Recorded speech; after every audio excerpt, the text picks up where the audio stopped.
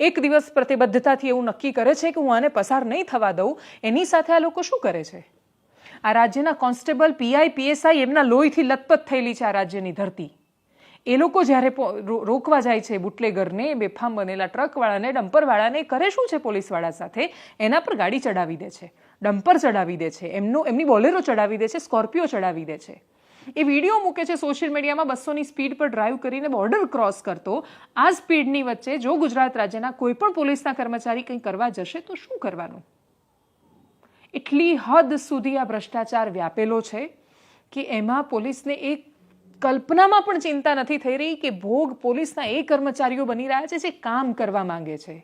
અધિકારીઓ અને નેતાઓની હપ્તાખોરીનો ભોગ એ આ રાજ્યની પોલીસ બની રહી છે, જે પ્રામાણિક છે અને જે બુટલેગરને ચાલવા નથી દેતી, જે સંવિધાનને નિયમ પ્રમાણે કામ કરવા માંગે છે. એ રાજ્યની પોલીસનો શું વાંક છે?